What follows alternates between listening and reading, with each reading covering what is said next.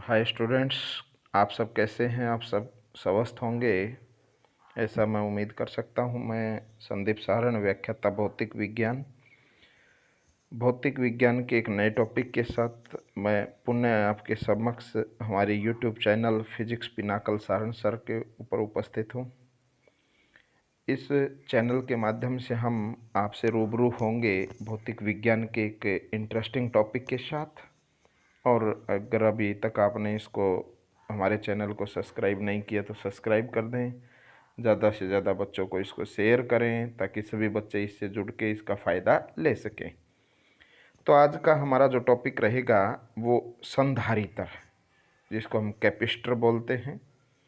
तो आज का हमारा जो टॉपिक है वो संधारित्र है, कैपेसिटर है।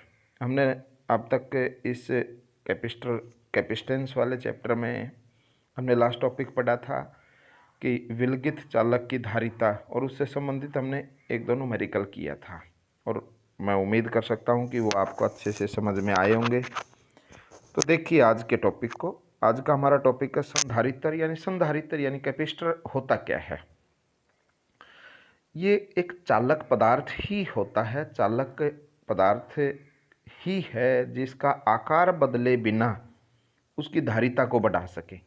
और पिछले टॉपिक में हमने पढ़ा था धारिता क्या थी, किसी भी चालक पदार्थ द्वारा आवेश को संग्रहित करने की क्षमता, यानी कोई भी चालक कितना आवेश संग्रहित कर सकता है उसको हम क्या कहते हैं, उसको हम कहते हैं उसकी धारिता। अगर वो कम आवेश संग्रहित करेगा तो उसकी धारिता कम हो जाएगी, अधिक करेगा तो उसकी धारिता अधिक हो जाएगी। तो हम यहाँ युक्ति की बात करेंगे। युक्ति का मतलब वो पर्टिकुलर डिवाइस, निश्चित आकार का एक यंत्र है। तो संधारित्र क्या हुआ, एक ऐसी युक्ति है जो चालक के आकार में परिवर्तन किए बिना, यानी उसके आकार को नहीं बदलना हमने। नहीं तो हमने पिछली बार देखा था कि चालक की धारिता किन बातों पर निर्भर करती है, चालक के आकार आकृति पर भी निर्भर करती है। अगर आकार और आकृति भी बदल दोगे तो उसकी धारिता परिवर्तित हो जाएगी। तो यहाँ हम आकार को परिवर्तित किए बिना उसकी धारिता को बढ़ाने की कोशिश करेंगे। ये हमने एक चित्र बना रखा है कि दो प्लेट हैं, एक ए प्लेट है, एक बी प्लेट है। दोनों पे समान व विपरीत प्रकृति का आवेश होता है, यानी ये दोनों परिमाण में समान रहेंगे लेकिन इनकी विपरीत प्रकृति होगी। संधारित्र का सिद्धांत, बड़ा अच्छा क्वेश्चन है, ये क्वेश्चन पेपर में आता है कि संधारित्र के सिद्धांत की व्याख्या कीजिए या संधारित्र के सिद्धांत को समझाइए। ये हमने देखा कि संधारित्र एक्चुअल में क्या है, ये विपरीत आवेश युग्म, अगर एक प्लेट पे प्लस है तो दूसरी पे माइनस, और समान मात्रा में होगा। ये कहता है संधारित्र एक्चुअल में एक ऐसी युक्ति है जिसमें विपरीत आवेश के चालकों का एक ऐसा युग्म जिस पर आवेश की पर्याप्त मात्रा संचित की जा सकती है। पर्याप्त मात्रा का मतलब क्या है कि हम उसके आकार, आकृति, माध्यम आदि की निर्भरता के अनुसार उसको कितना आवेश प्रदान कर सकते हैं, वो उसका पर्याप्त आवेश है। तो किसी भी संधारित्र एक ऐसी चालक प्लेटों का या चालकों का एक ऐसा युग्म है जिन पर पर्याप्त मात्रा में आवेश को संचित किया जा सकता है। चित्र से देख लीजिए, मैं पहले चित्र दिखा देता हूँ आपको। ये चित्र है। सबसे पहले हम एक प्लेट लेके आते हैं, चालक प्लेट फर्स्ट, जिसका नाम ए है। इसको हम आवेश प्रदान करने लगे। जैसे जैसे इस पर आवेश प्रदान करेंगे तो आवेश के मध्य प्रतिकर्षण होगा। एक निश्चित अवस्था के उपरांत, यानी निश्चित अवस्था का मतलब है कि एक ऐसी सीमा होगी जहाँ तक इसके ऊपर चार्ज दिया जा सकता है। अगर उससे और अधिक आवेश देने की अगर हम कोशिश करेंगे बाह्य स्रोत से, तो वो आवेश क्या हो जाएगा, लीकेज होने लग जाएगा, बाहर चला जाएगा, क्योंकि इसकी जितनी क्षमता है ये उतनी ही ले सकता है। आप ऐसा समझ लो कि एक आदमी 5 रोटी खा सकता है। आप उसको 1 रोटी देंगे, फिर 2 देंगे, 3 देंगे, 4 देंगे, 5 देंगे, 5 तक वो आराम से खाएगा। अगर आप उसको फिर 7 रोटी दे दें और ज़बरदस्ती करें उसके साथ कि नहीं इसको खाओ, तो कैसा फील करेगा वो वोमिटिंग कर देगा, उल्टियाँ कर देगा, घबराहट हो जाएगी उसको। यानी कहने का मतलब है कि उसकी जितनी क्षमता थी उससे अगर आप ज़्यादा देंगे तो वो उसको सहन नहीं कर पाएगा, उसका लीकेज करेगा। वैसे ही ये प्लेट थी, इसको जितने इसकी क्षमता थी उतना आवेश दिया, अगर इससे ज़्यादा आवेश देंगे तो क्या हो जाएगा, ये भी आवेश यानी का लीकेज करेगा। फिर हम क्या कर सकते हैं, एक और प्लेट लेके आए, इसको बिना स्पर्श किए इससे कुछ दूरी पर रख दें। ये रही, जैसे ये ए प्लेट थी, ये बी प्लेट को लेके आए। जैसे ही प्लेट को लेके आएंगे तो हमने ध्रुवण पढ़ा हुआ है। ध्रुवण की स्थिति क्या होती थी? ध्रुवण की स्थिति ये थी कि अगर हम किसी दूसरी प्लेट को पास में लाएंगे तो उसमें धन और ऋण आवेश इस प्रकार उपस्थित होंगे कि जो ऋण आवेश है वो ए प्लेट की साइड में होगा और इसके विपरीत यानी दूसरी साइड क्या हो जाएगा? प्लस का आवेश आ जाएगा। आएंगे वो समान और विपरीत, ये दोनों आप देख सकते हैं, एक प्लस और एक माइनस। बाहर इस प्लेट के बाहर की साइड तो प्लस और अंदर की साइड माइनस। ये अंदर की साइड माइनस है। जब विपरीत आवेश होगा, माइनस का आवेश होगा, तो इन दोनों के बीच के विभव को क्या कर देगा? कम कर देगा। और विभव कम हो गया, ये आपका सूत्र देख लो, C बराबर Q बटे V। अगर V कम कर दिया जाए तो C की वैल्यू क्या हो जाएगी? बढ़ जाएगी। दोबारा देख लो मैथमेटिकल, C बराबर है Q बटे V, आवेश ऐसे का ऐसा, V को अगर कम कर दिया जाए तो C का मान क्या हो जाएगा? बढ़ जाएगा। यही हमारा उद्देश्य था। फिर हम एक केस और कर सकते हैं, तीसरे केस में, कि इस बाहर वाले को अर्थिंग कर दी जाए इसकी ऐसे। ये मैंने यहाँ कर रखी। अर्थिंग कर दोगे तो क्या होगा? ये बाहर का आवेश है, जो धन आवेश है प्लेट के बाह्य साइड में, बाहरी दिशा में, ये आवेश पृथ्वी के आवेश के कारण निरस्त हो जाएगा। और धन आवेश था, धन आवेश भी बहुत बढ़ा रहा था। अगर ये भी धन आवेश भी चला गया तो विभव और भी ज़्यादा कम हो जाएगा। इस प्रकार अगर और ज़्यादा प्लेटें अगर पास में ले आएँ तो हम निरंतर विभव का मान कम करके इस चालक की धारिता को बढ़ा सकते हैं।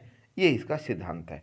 अब देख लीजिए, ये कहता है चित्र अनुसार हम एक प्लेट लेते हैं जिस पर आवेश प्लस Q है। चित्र में इसे ए द्वारा दर्शाया, ये आपकी प्लेट थी। अब प्लेट ए के पास एक चालक प्लेट बी रखी जाती है, तो प्रेरण के कारण है बी के पर ए की तरफ वाले हिस्से पर ऋण आवेश, जो मैंने ये कहा था कि ये ए की तरफ वाला हिस्सा यहाँ ऋण आवेश तथा उसके विपरीत यानी दूसरी दिशा में धन आवेश उपस्थित होगा। बी प्लेट के ऋण आवेश के कारण ए प्लेट पर विभव में कमी होगी, क्योंकि बी प्लेट के आंतरिक भाग में ऋण आवेश, और ऋण आवेश क्या करेगा? ऋण आवेश विभव में कमी ला देगा। अब बी प्लेट को भू संपर्कित किया जाता, अर्थिंग बोलते हैं, ये कर रखा है, जिससे क्या होगा? बी प्लेट पर के बाह्य दिशा में यानी ए प्लेट के विपरीत दिशा में जो धन आवेश था वो भू संपर्कित किया गया है और पृथ्वी से इस आवेश का नष्ट कर दिया जाएगा, निरस्त कर दिया जाएगा। अब जैसे ही धनावेश और कम हो गया, जैसे ही धनावेश कम होगा तो क्या हो जाएगा? आपको पता ही है, धनावेश कम होने से क्या होता है? विभव का मान और भी कम हो जाएगा और बी पर प्लेट पर सिर्फ ऋण आवेश बचेगा, जिसके कारण ए के विभव में और अधिक, ए पर विभव में और अधिक विभव में कमी हो जाएगी और बी पर ए के कारण विभव में कमी होती है। विभव की कमी के कारण धारिता बढ़ती है। इसका यही सिद्धांत, हमने सूत्र देखा था, C बराबर है Q बटे V। अगर हम V को कम कर दें तो C अपने आप क्या हो जाएगा? बढ़ जाएगा। तो हम कह सकते हैं कि इस अवस्था में हमने चालक प्लेट A के आकार में किसी भी प्रकार का परिवर्तन नहीं किया और चालक प्लेट के आकार में परिवर्तन किए बिना उसकी धारिता को हमने बढ़ाने की कोशिश की है। ये हमारा इसका संधारित्र का सिद्धांत है, हम इसको आसानी से देख सकते थे। उसके बाद हम संधारित्र के प्रकार की बात करेंगे कि भाई हमारे संधारित्र कितने प्रकार के हैं। देखिए, संधारित्र मूलतः 3 प्रकार के हैं। नंबर 1 है समानांतर प्लेट संधारित्र, नंबर 2 गोलीय संधारित्र, तीसरा बेलनाकार संधारित्र। ये होते कैसे हैं?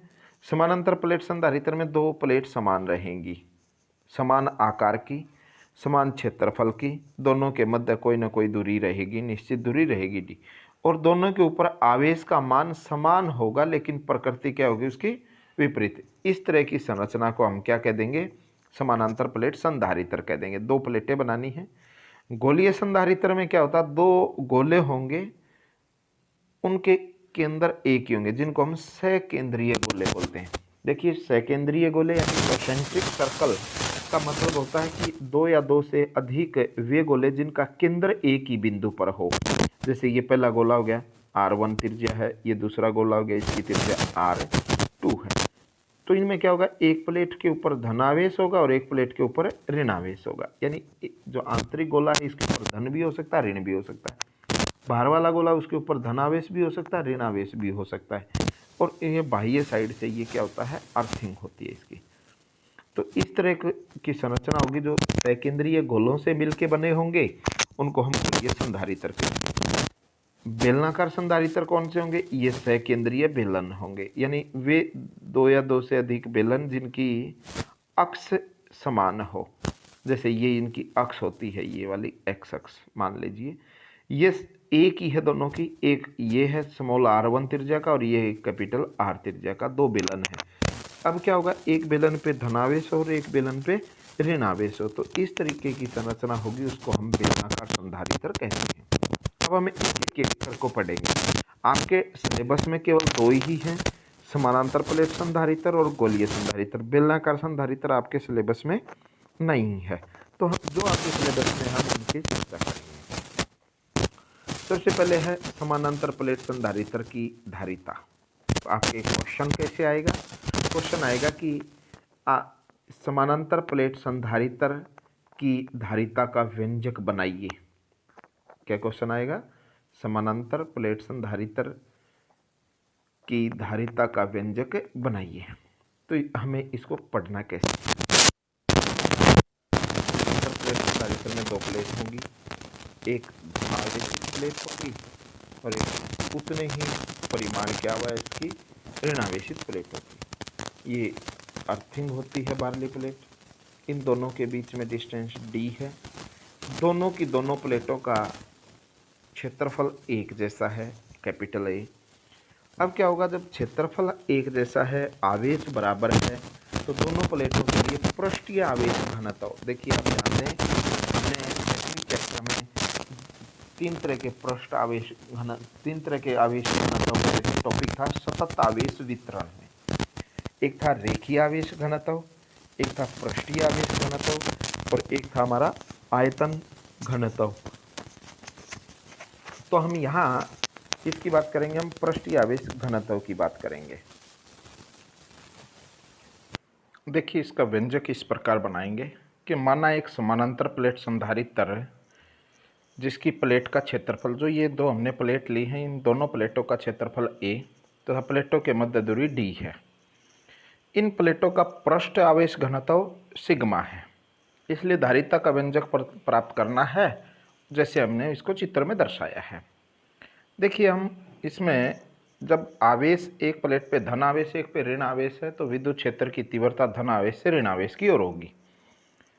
हम गाउस प्रमेय का एक टॉपिक देखें, गाउस प्रमेय का अनुप्रयोग था और उस प्रयोग में था कि समानांतर आवेशित प्लेट के कारण विद्युत क्षेत्र की तीव्रता, तो वहाँ हमने देखा था कि किसी चालक प्लेट पर विद्युत क्षेत्र की तीव्रता E बराबर है सिग्मा बाई एप्सिलॉन 0 निर्वात में। यहाँ सिग्मा क्या है? पृष्ठीय आवेश घनत्व। तो इसके लिए हमने ये चीज़ देख ली।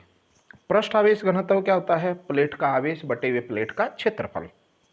यहाँ से हम आवेश का मान निकाल लेंगे, क्यू क्या हो गया? Sigma A। इसको इक्वेशन सेकंड नाम दे दिया। ये बात ध्यान रखें, जब भी आपको धारिता निकालनी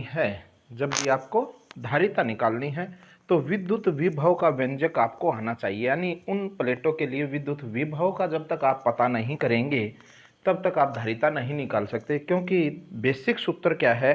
धारिता बराबर है आवेश बटे हुए विभव। तो विभव हमें पता होना चाहिए। अगर हमें विभव का पता नहीं है तो हम धारिता नहीं निकाल सकते। इसलिए हम क्या, अब हमारा क्या रहेगा टारगेट रहेगा इन प्लेटों के बीच में विभव कितनी है। और विभव के लिए सूत्र होता है, प्लेटों के मध्य विभव का सूत्र होता है प्लेटों के मध्य विद्युत क्षेत्र की तीव्रता गुणा में प्लेटों के मध्य दूरी, यानी V बराबर है E इंटू डी। ये हमारा सूत्र होता है। तो E का मान हमने समीकरण 1 में निकाला हुआ है, वो रख देंगे। और समीकरण 1 में E का मान क्या था? सिग्मा अपॉन एप्सिलॉन नॉट, ये यहाँ रख दिया, इंटू डी। ये इक्वेशन 3 होगी। धारिता का विभव का सूत्र देखिए, विभव V इज इक्वल टू क्या हो गया? सिग्मा एप्सिलॉन नॉट गुणा में डी। धारिता के सूत्र से, धारिता का सूत्र है C बराबर है Q बटे V। तो हम क्या करेंगे, Q का मान ऊपर समीकरण से रखेंगे और ये समीकरण 3 में V का मान है, तो ये आपका आवेश का मान है, ये V का मान है। सिग्मा से सिग्मा कट गया, ये एप्सिलॉन नॉट कट के ऊपर चला जाएगा। तो क्या बनेगा हमारा? C बराबर है epsilon not A upon D. ये आपकी प्लेटों के समानांतर प्लेट के लिए धारिता का व्यंजक है। अगर हम ये तो थी निर्वात में, अगर किसी अन्य माध्यम में रख दें, यानी यदि प्लेटों के मध्य उपस्थित माध्यम का प्रावैधुतांक k है या एप्सिलॉन आर, या आप k से लिख दो या एप्सिलॉन आर से लिख दो, एक ही बात है, दोनों कोई अंतर नहीं है। तो नई धारिता क्या हो जाएगी, a epsilon not epsilon R upon D. अगर k लिखोगे तो k लिख देंगे। तो आप यहाँ देख पाएंगे कि नई धारिता यानी किसी माध्यम की उपस्थिति के कारण उस चालक की प्लेट की या समानांतर प्लेट संधारित्र की धारिता का मान उतने ही गुना बढ़ जाता है। देख लो ये k गुना बढ़ गया। तो यहाँ मैंने लिख दिया कि किसी भी माध्यम की उपस्थिति से समानांतर प्लेट संधारित्र की धारिता में वृद्धि होगी। अब इसी के आधार पर हम एक न्यूमेरिकल देख लेते हैं। एक समानांतर प्लेट संधारित्र की प्लेटों का क्षेत्रफल कैपिटल A, इनके मध्य दूरी D। अब यदि प्लेटों का क्षेत्रफल 2 गुना और प्लेटों के मध्य दूरी अधिक कर दी जाए तो प्रारंभिक धारिता की तुलना में अब इसका मान क्या होगा। अब हम इसको ऐसे देख सकते हैं, ये कहता है कि प्रारंभ में क्षेत्रफल कितना है A और दूरी कितनी है D, तो प्रारंभ में धारिता कितनी होगी C प्रारंभिक, हम इसको ऐसे लिख दें C1 बराबर है, प्रारंभ में है तो 1 नाम दे दिया। सूत्र होता है एप्सिलॉन A अपॉन D, ये पहली इक्वेशन होगी हमारी। उसके बाद ये कहता है कि क्षेत्रफल, अब नई शरत क्या कहता है, नया क्षेत्रफल है A डैश वो 2 गुना हो गया पहले से, और नई दूरी है D डैश वो क्या होगी, वो आधी होगी D/2। तो नई धारिता क्या हो जाएगी, नई धारिता C2 बराबर है एप्सिलॉन नॉट ऐसे का ऐसा, A की जगह क्या आ गया 2A, और ये कितना हो गया D/2। इस 2 को पलट के ऊपर ले जाओ तो कितनी वैल्यू हो जाएगी, C2 की वैल्यू होगी 4 एप्सिलॉन A अपॉन D। ये आपकी सेकेंड इक्वेशन होगी। C1 की वैल्यू क्या आई थी, C1 की एप्सिलॉन A अपॉन D, तो ये फर्स्ट इक्वेशन थी। समीकरण 2 को 1 से भाग दे दो, समीकरण 2 को 1 से भाग दोगे तो C2 बटे हुए C1 बराबर है 4 आ जाएगा, और C1 को इधर लेके जाओगे तो क्या बन जाएगा हमारा, C2 बराबर है 4C1। तो हम कहेंगे कि नई धारिता प्रारंभिक धारिता की 4 गुना होगी। ये था हमारा धारिता का टॉपिक है, और इसको अच्छे से याद करना है, अच्छे से समझना है। धन्यवाद।